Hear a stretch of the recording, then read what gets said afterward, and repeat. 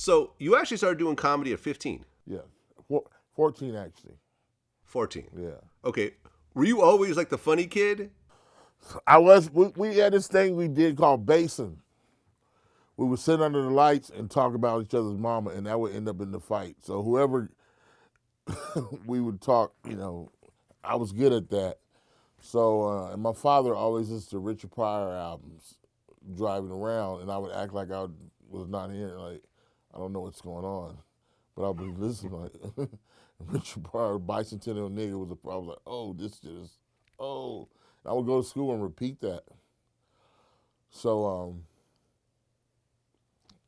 one year I was back in New York, and me and my uncle were sitting on the terrace in the 875, and we were watching Eddie Murphy on this. They said this thing called HBO's Laugh Out, something like that, Laugh, whatever. And Eddie Murphy was on there, and I was like, oh hell no, that's what I want to do. I said, just do it. I said, how you do it? Where you go to? Where you go? He's like, you gotta go to a comedy club. So when I went back to California, I was like, I'm gonna find a comedy club. And, my buddy Earl found a comedy club in La Jolla, the Comedy Store. He's like, they got a place there called a Comedy Store. You can go there and get on stage.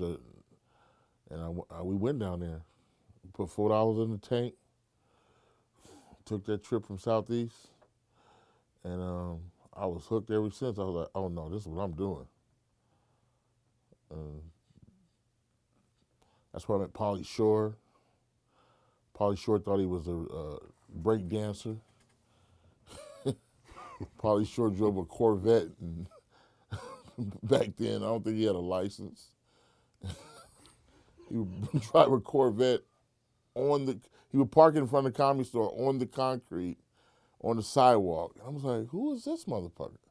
And back then, I couldn't go in the club. I had to wait outside. So whenever I performed, it was like, okay, Faizon, you about to go on. Go do my little 2-3 minutes and go right back outside. When Pauly came, he was like, fuck that, man. Come in here. You got to wait outside. And that's where I met Mark Brazil, good friend of mine till today, who created the 70s Show, Third Rock from the Sun. He wrote on In Living Color. He's one of the best writers out there. Okay, so you were basically doing open mics in the beginning. Yes. Okay. Yes. Which, looks easy until you actually get on that stage and all those people are waiting for you, to make them laugh after. My first time on stage, I as a comedian, I felt the bug, but all comedians feel there's a light when that you can't see. So you're going like this, and then when you get accustomed to that light, you get into the groove. There's a light that's a blinding light on you, spotlight. So I was like, I remember doing this and doing my jokes, and I was like, damn, this feels like when the police stop you. It's La Jolla. It's all rich white folks out there. So that was one, yeah. But what was your question? Well, you started out doing open mics. Yes, definitely. Did you have any really bad bombs in the beginning or hecklers or that type of thing? Of course. But that's how you get good. I mean, it's not till you go to the black crowds, because, with black crowds, you better be ready. They don't give a fuck what your process is. You got to be ready. You know what I'm saying?